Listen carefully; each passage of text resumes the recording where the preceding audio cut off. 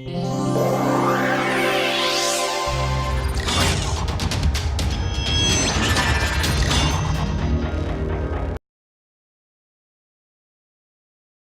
back to the lectures in chemistry, and this is the continuation of the quantum mechanics and the elementary atomic structure course. And this particular lecture continues from where we left off in the harmonic oscillator. In the last lecture, let me recall what we did. I mentioned that the wave functions and the harmonic oscillator Hamiltonian. However, I did not solve the Schrodinger equation, but gave you the final solution, which you might recall here in the last line, namely the wave function psi n of x, where n is the quantum number and takes values from 0 all the way up to infinity, assuming that the harmonic oscillator motion continues to be like a harmonic oscillator for very large amplitudes as well. The wave function psi n of x is it consists of two parts, an exponential minus alpha x square by 2, where alpha is the parameter set for the harmonic oscillator.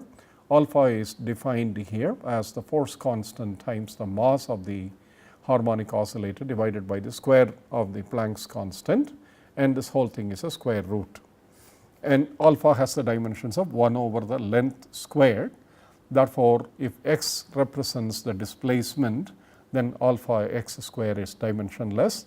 And then the other part of the harmonic oscillator wave function is the solution to the Hermite's differential equation, which is given in terms of the Hermite polynomials h n, again of root alpha x, so that the polynomial has quantities which are dimensionless, and the quantum number n is of course 0, 1, 2, 3, etc. So, this wave function was not derived for you, but the solutions were given to you as solutions derived from the differential equation, as well as the requirement that the harmonic oscillator wave function for very large values of the displacement of the oscillator from equilibrium, the wave function goes to 0. So, that asymptotically the wave function dies off, and that is important in terms of making certain that the wave function is a normalizable wave function. And now, if you go back and look at these formulae, what you have here is the Hermite polynomials, and you might recall that the Hermite polynomial for the first quantum number h 0 of root alpha x is actually 1. It is independent of the displacement. H1, if you recall, I used to write y and I said it was 2y. Therefore, H1 of root alpha x is 2 root alpha times x, and alpha is specific to the harmonic oscillator that we have in question. Therefore, if the oscillator is a very rigid oscillator, that is, it has a force constant which is very high, or if the oscillator is very heavy, like its mass is very large, then you see alpha is also very large. And that is very important, because if you say if alpha is very large, that has something to do with the exponential minus alpha x square that I have here. Let me just,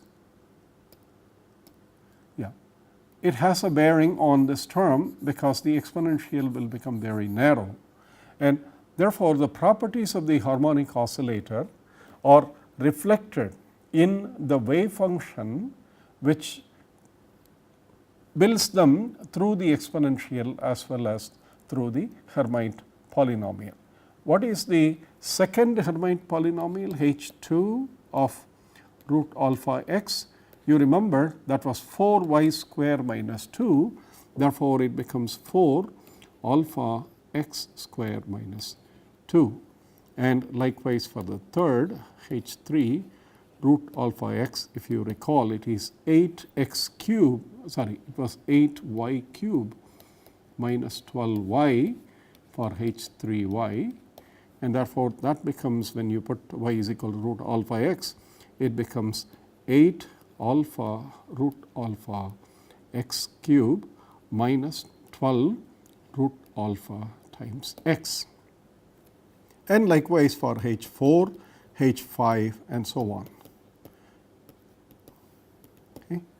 And if you recall, there was a table of the harmonic oscillator functions which was given to you, and you might recall that the wave functions have a specific parity. That is, if you look at the wave function psi n of x and psi n of minus x,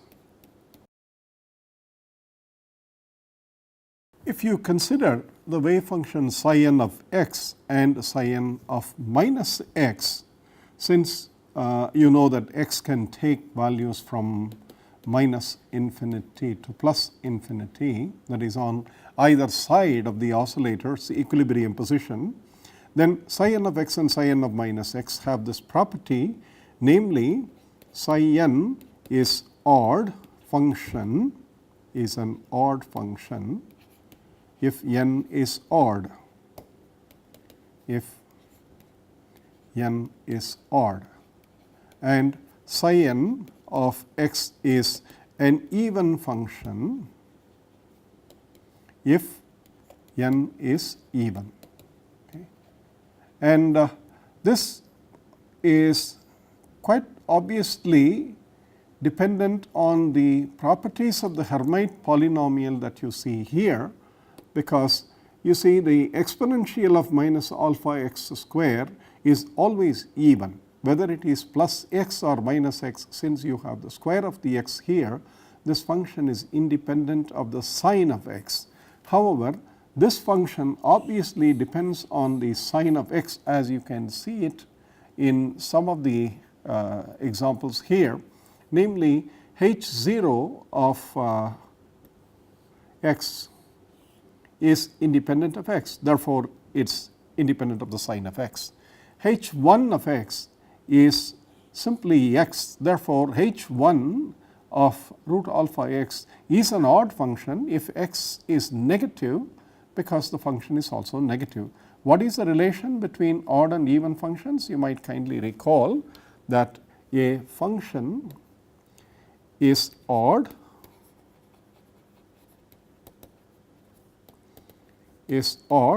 if it has this property, namely psi of x is a negative of psi of minus x. Therefore, if the argument is negative, then the function changes sign. Okay. This is odd. A function is even, obviously, when this does not happen, even if psi of x is equal to psi of minus x.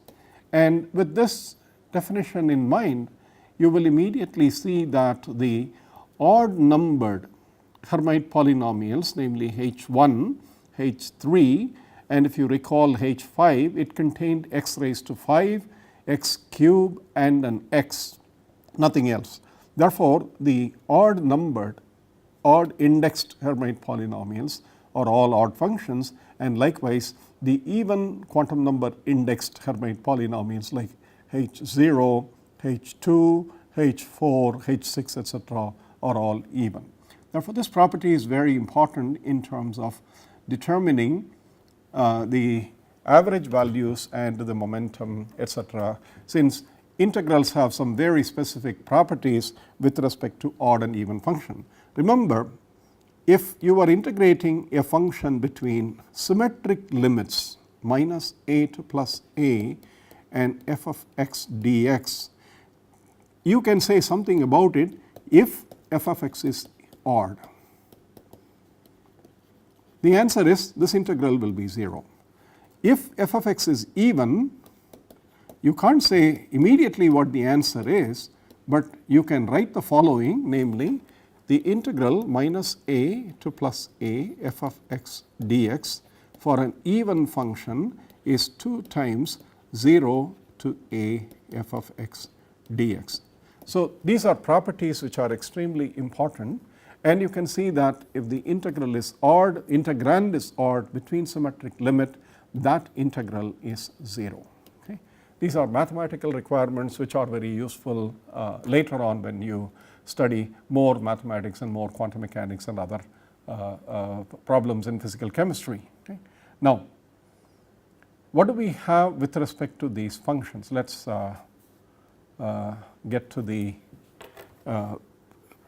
possibility of visualizing these functions and visualizing this and visualizing the squares. Okay. I have some pictures here. This table is extremely important. You might recall that this was probably shown in the last lecture. You can see that H0, H2, H4, H6, H8 all have even powers of x, and H1, H3, H5, H7 all have odd powers of x, and therefore the odd Hermite polynomials are odd functions and the even Hermite polynomials are even functions of x. Okay. Now, how does the wave function look? Okay, you recall the energy levels. The energy levels, if you remember, have this expression, namely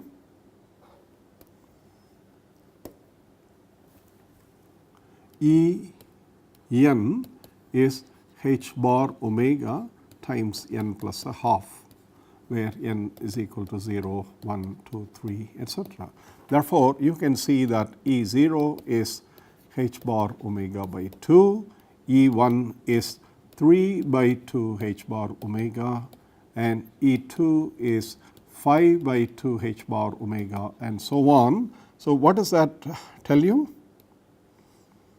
That gives you the picture that the energy levels are equidistant, and the gap between any two successive energy levels is exactly h bar omega.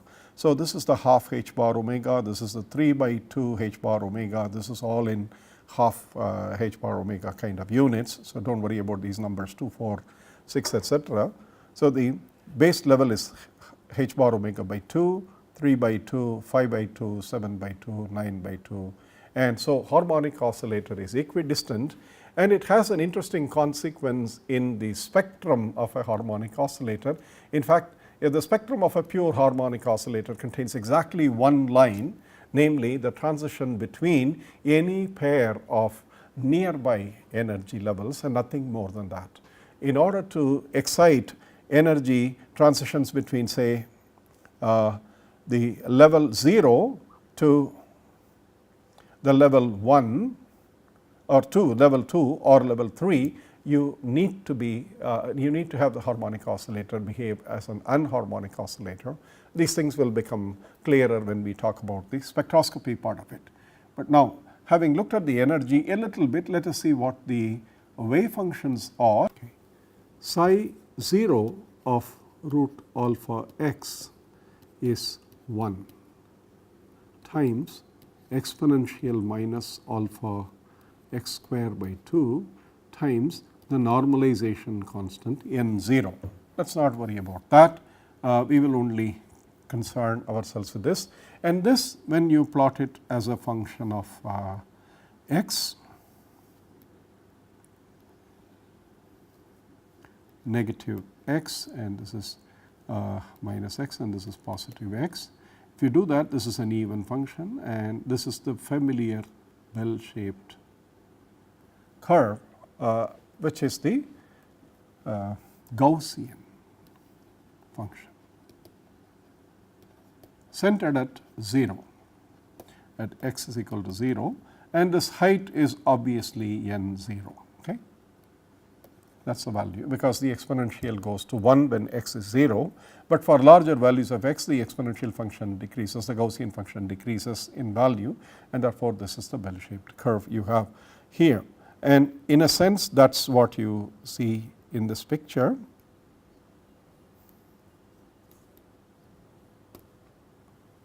That is the bell shaped Gaussian function that you see here. And I have put in the parabola, the half k x squared, which is the potential energy parabola, to sort of indicate something in the next few minutes. Let us look at the next function, namely h1 of root alpha x. Okay.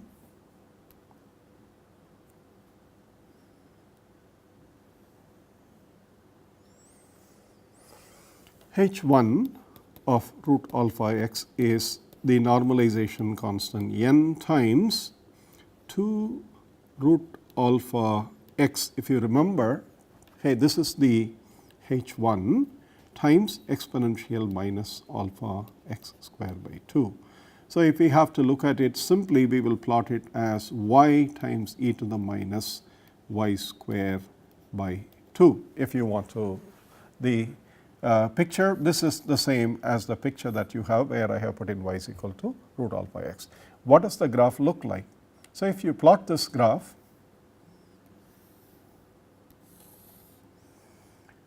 minus plus y and minus y, if you do that, then since it is y times e to the minus y square by 2, this is 0 at y is equal to 0. Therefore, the function is like this, and this is also, please remember, from h1 of root alpha x, this y is root alpha x. Therefore, you see that this is an odd function. Depending on the value of y, whether it is plus or minus, the function will have plus or minus value. And as y increases from 0, the plot sort of goes up with the exponential minus y square very small, until it reaches a point that exponential minus y square by 2 starts dominating the function, and then this whole thing goes back to 0. And since it is an odd function, for negative y, it's exactly the same, except that it is on the negative side. So, it is not exactly symmetric, but if you look at this picture, you see that the function is 0 in the middle, where y is 0, increases and decreases. Therefore, this is the odd function. These are wave functions. And likewise, the next function, which is 4x square or 4y square minus 2 times exponential minus y square by 2, gives you this shape, namely it is negative in the middle, and then there are 2 points where the function goes to 0, and those 2 points are essentially the points where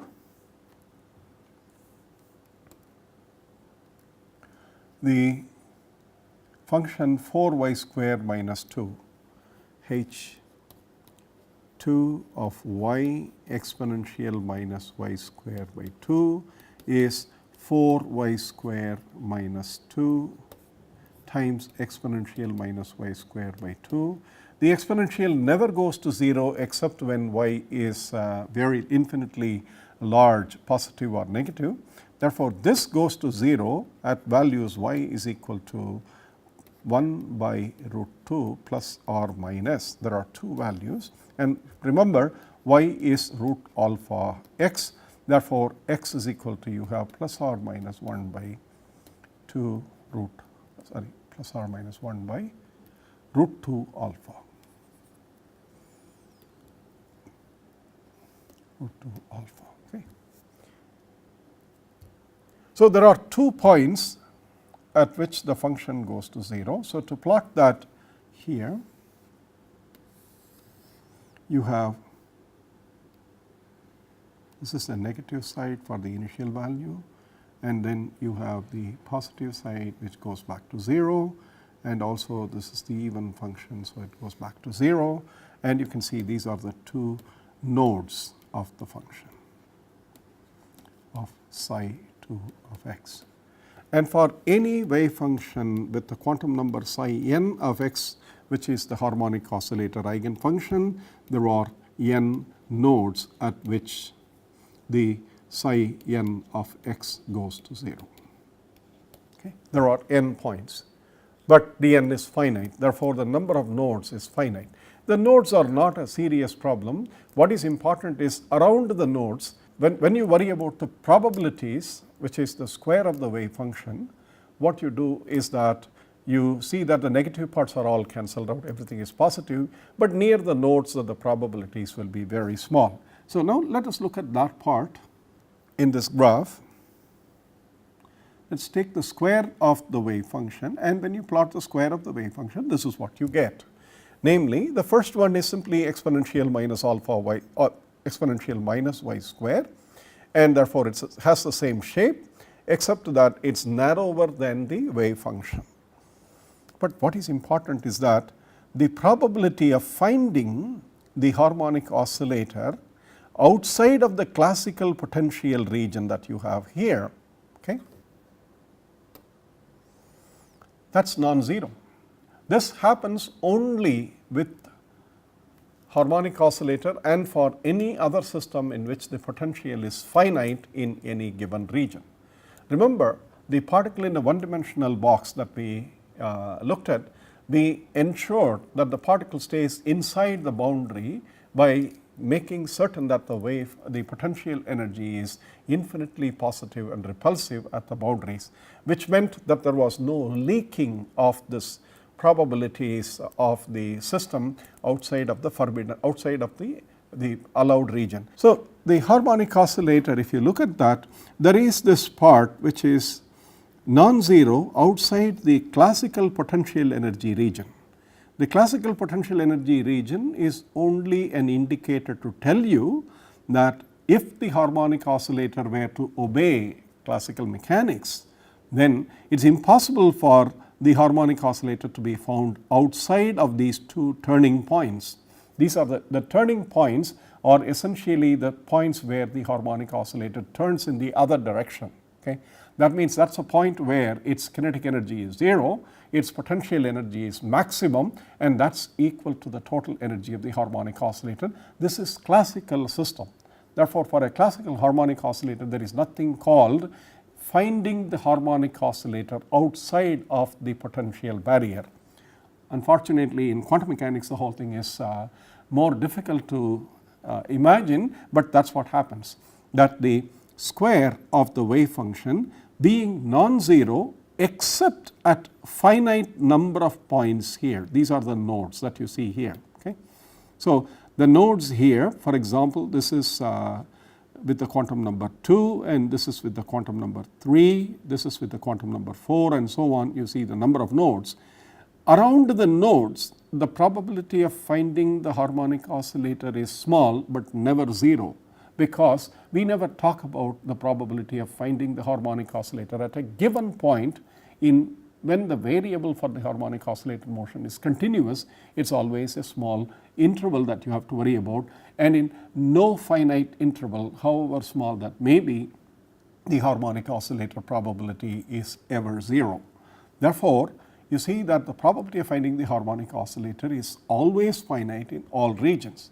However, something more subtle, the second subtle point, the first one is the probability of finding the oscillator outside the forbidden outside and in the forbidden region which is classically not allowed.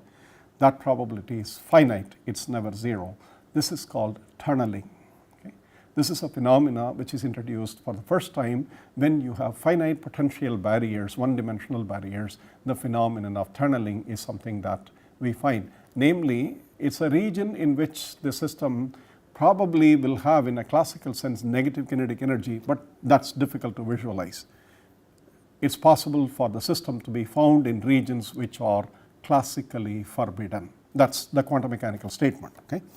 Now, the second important point is that if you take this wave function, which is the ground state harmonic oscillator wave function with the quantum number n equal to 0, you see that the probability of finding the harmonic oscillator is very large in the middle, that is very near the equilibrium, versus the probability of finding the oscillator at the edges where it is extremely small. Now, visualize this from the classical mechanical sense. The harmonic oscillator is very fast when it moves away from the equilibrium, because its kinetic energy is maximum, and at equilibrium the potential energy is 0. But as it goes towards the extreme, it slows down and it virtually stops there, for a moment and then comes back to equilibrium and then goes to the other direction, but the time it spends on either edges, that is on either side of the potential barrier, is definitely much more than the time it spends in the middle, that is right where the potential is 0. Therefore, classically one would expect the harmonic oscillator to just whiz past the equilibrium point in no time. Its kinetic energy is maximum. Therefore, the probability of locating the harmonic oscillator at the center, classical mechanics tells you, is very small, and the probability of locating the harmonic oscillator at the edges is quite large. If one were to picture the harmonic oscillator, the quantum mechanics at the low energy level gives you the exact opposite of what one would expect. Therefore, it is not intuitive. Okay? You cannot explain these things except that such things, if they can be measured experimentally, can be verify our conclusions. It has been done, of course. That is a separate lecture. A spectroscopy tells you all the time. Okay? Therefore, you see that the probability of finding the oscillator for its ground state is very large in the middle. But surprisingly, you go to the next energy, you see that the probability of finding the harmonic oscillator in the middle is virtually 0. I mean, it is almost 0. It is very small. Looks like it is something close to the classical mechanics. That is not true, because then you see in the middle again it has all these functions. So, there is this weird behavior of harmonic oscillator with respect to classical expectations continues until you reach very large quantum numbers. Okay. Now, if you reach very large quantum numbers, what does it do? If you try to plot the wave function for very large, if the barrier is something like that, okay, and you plot the wave function, you will see that the wave function squared is something like that.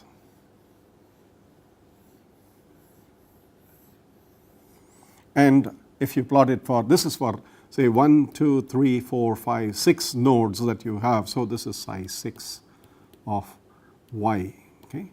So, if you were to plot this for say psi 20,000, okay, which I cannot do here, but let me remove this graph and tell you what it looks like.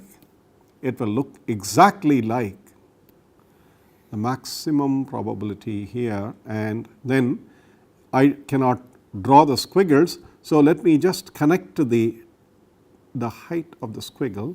Harmonic oscillator will look exactly like that. Okay. That will be, you imagine there are 20,000 squiggles here, okay, but the probability is very large at the extreme and is also very large at the extreme, and then the squiggles are such that you can actually plot an amplitude, the height connecting to that. It almost simulates a potential energy graph, and therefore, the behavior of the harmonic oscillator, that it spends most of its time towards the edges and much less, almost no time in the middle, which is what you would expect classically, is what you see when the quantum number is very large. That is when the energy of the system is very large. So, these are important points. So, let me summarize. We will do the probabilities calculations in the next part of the lecture. So, in summary,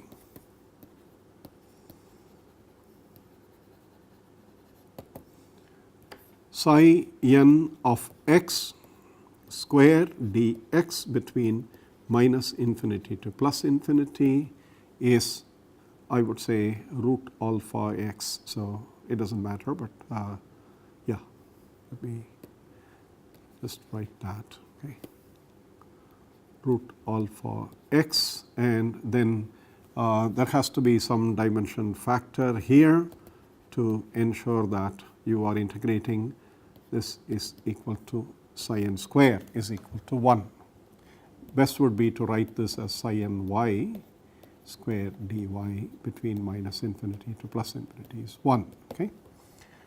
This is the normalization, which means essentially it is the area under the square of the wave function graph. Okay. Second, tunneling, probability of finding the oscillator, the simple harmonic oscillator in classically forbidden regions.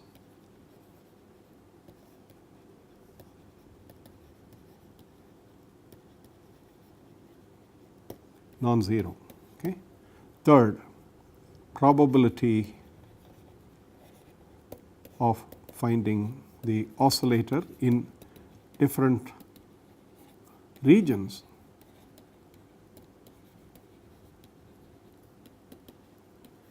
is different for different energies, different regions